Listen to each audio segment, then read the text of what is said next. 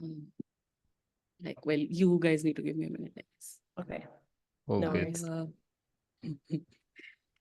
worries. Can you see it? Yes. Do you see like bunch of notes, or do you just see the slides? Let's see. Code as practice of care. Okay, perfect. Okay.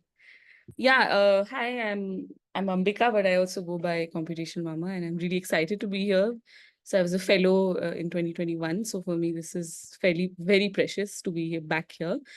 And I'm also very excited to be in the same space as Stiga, who has been a big inspiration for me. And I think I was in the same fellow cohort as her sister, I believe. Um, and I'll just kind of give you a sense of what I've been thinking about code education as I've been practicing it in informal learning spaces. By informal, I mean workshops that I conduct with friends or on my own, live streams, the communities we are building, what other things come under this sort of larger umbrella when we say education. Uh, and kind of looking at it from a perspective of like I only have a bachelor's, I never got my master's, and now I'm at a space where not having a master's is not allowing me certain visas or jobs. So I also find it interesting to like balance that idea out, though it doesn't bother me so much, but I feel like it's so silly. But anyway, so we'll get on with it. So I've been looking at this idea of what it means as a practice of care, but like I don't know whether I'm looking at it as code or coding, but the idea is that the practice and the process are more important for me and for whoever I'm kind of working with or collaborating with than the output of the product. But in context of how this works out is I live in Udaipur, which is a very small town in India, which is on the west.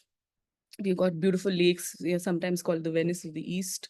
We are probably like the best tourist spot in listed in all the big magazines.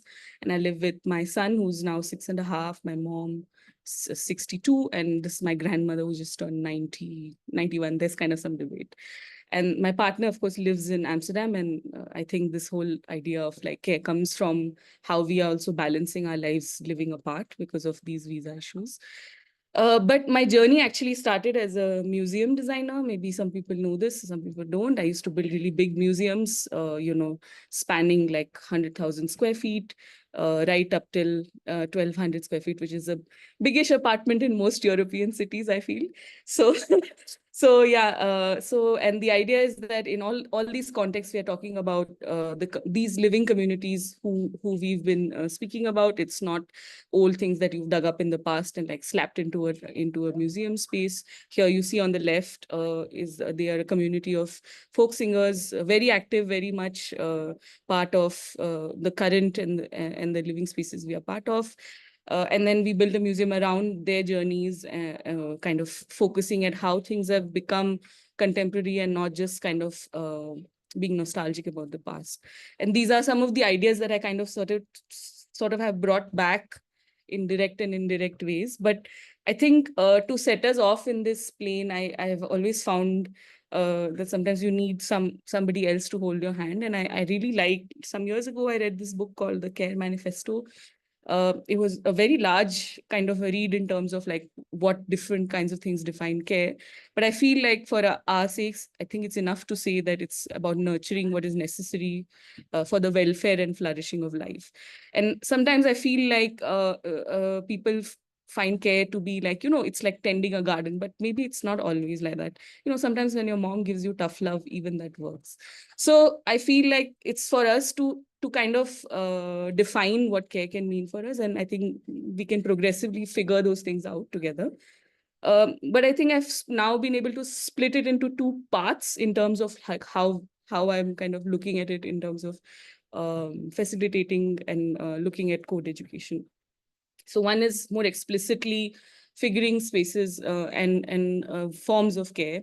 This is an old project. I've spoken to Raf quite a bit about it. It's called Coding with Friends, which was also part of the foundation. I did the second season thanks to Processing Foundation's fellowship.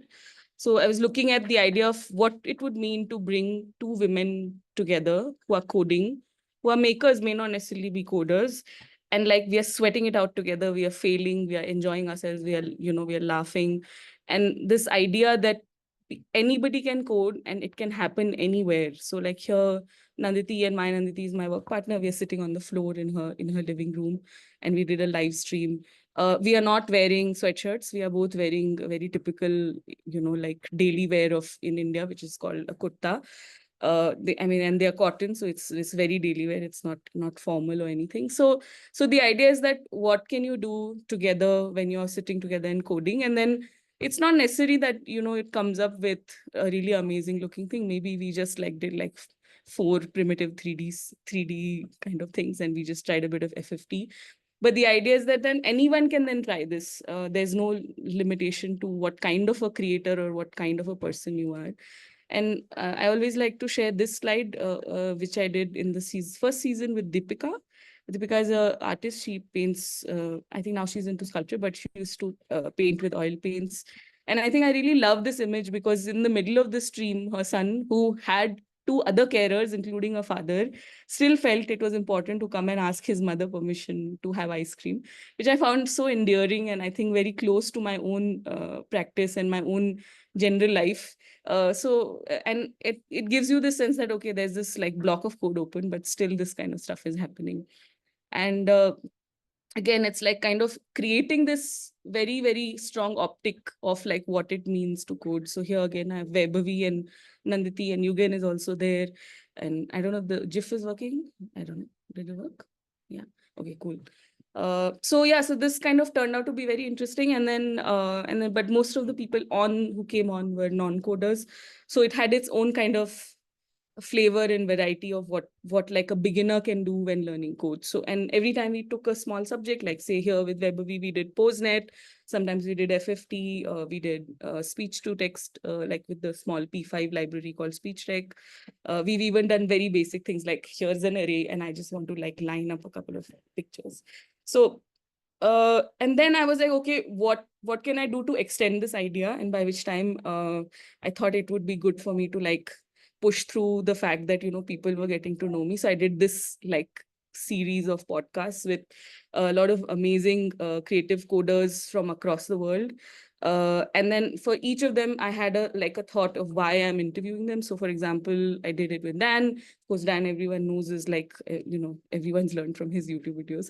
So, but I spoke to him about his notions of care at his home, care of his dog, care of his family, care of the students. What does that mean to him? How does he kind of bring it up in his spaces? I spoke to Keel. Keel was an educator for a really long time, and then he became, I think he's now a full-time studio practitioner. He also has, I think, 3 kids, and then how they manage things. And I think it was like kind of middle of COVID. So he was talking about how they kind of manage their home, what that means to them. Kate Sikio, very well known in the live coding community, looking at care in terms of what happens when she goes with her child to a live coding gig, and how do the others in the gig help her manage the little kid. And that was really interesting to me. And I feel like this constantly comes to us as a form. I feel like this is a form of accessibility that sometimes we maybe don't talk about, like how do people in positions of care come to spaces, and what are the things we're doing for them to come into the spaces that we are already building. So like, for example, yesterday night, we had a live coding gig in Delhi, but I couldn't go because my son was sick. But still, there was a space for me to like co-code live with the person that I code with, Nanditi, usually. So like, and that's kind of now embedded within these practices. And I feel like for me, these are also part of like educating yourself or others about what you can do with code, how you can code, things like that. And then just keep a like sense for me on time, please, Raf. I don't want to like overstep. Okay. Yeah. So 5 then I was like minutes, looking 6. at, yeah, okay, perfect. So I was looking at what are these implicit forms of care as well. So, like coming together in the class, waiting for people, or like if they don't turn up, then not like stressing out about it, or like making them feel stressed out about it. Whatever those simple things might be, or something like, I don't know, I don't want the audio to play. Maybe I'll just shut it. So this is a small workshop I did in Utrecht, which is close to Amsterdam, where we were looking at PoseNet and poetry. And then this idea that in the workshop it's a coding workshop, but that doesn't mean that people are like always sitting and like hunched over their computers. What are the fun things that they can do together? So like the idea was to challenge them to do one poem on their own, but then do another poem where there are two people's poses being recognized. And then this is more recent. Me and Nanditi, Nanditi is my studio mate. We started this program called Code Drift, and Code Drift is basically Nanditi does Sonic Pi, which is a open source software for music, which you can use in live coding, and I use P5.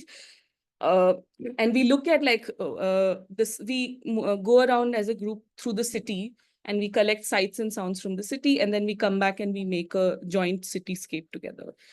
So our idea was that uh, as we are seeing more and more live coded stuff around everywhere, there is a certain aesthetic even in the sound and then the visuals. And what can we within our local communities like change about that? What can it mean to us? And and then I think for us that extension went to a much larger idea.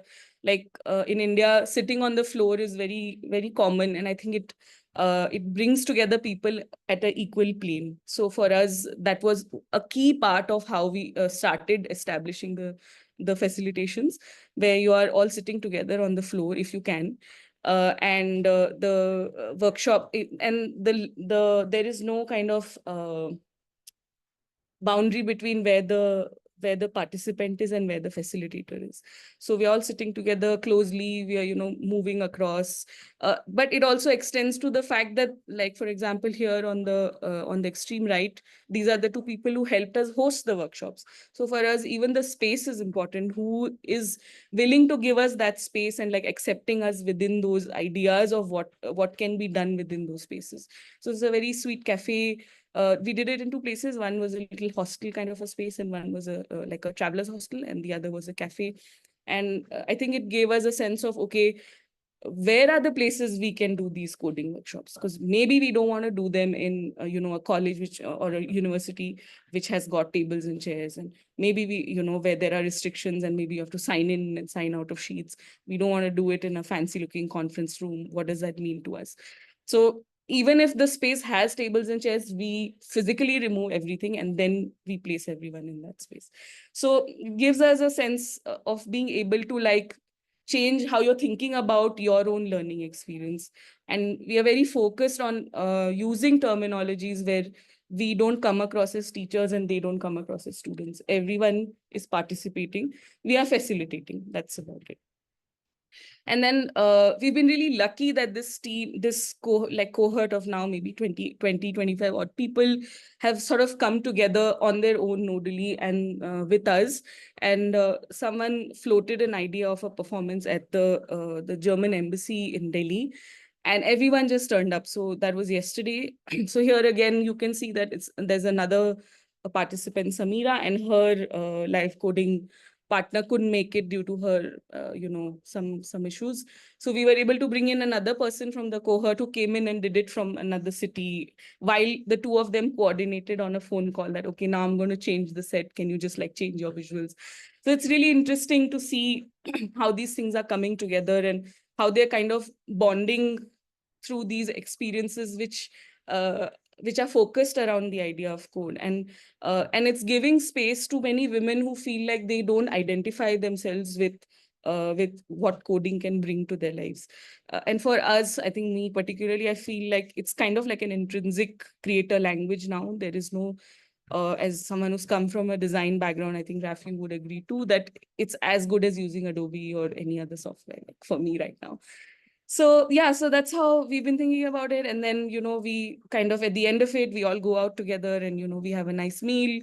So the idea is that, you're extending this proposition with a little bit more, like you're giving yourself in a friendly way to them, and they in turn are able to also do that. There's no sort of boundary that, okay, the class is over, now I go my way and you go your way. I mean, this can be really, really stressful sometimes because it's so like so much energy goes into this, but we allow it. Sorry, I know I'm running a little late on time, but I'll try to be a little bit faster. So then I kind of figured, and for me, many things come retrospectively. I don't really think about them, and then later when everything's happened, I think I can see where it's fitting. So I found through my partner this idea of Lambang, which was proposed at the Documenta 15, which by Ruang Rupa, who's an artist collective from Indonesia.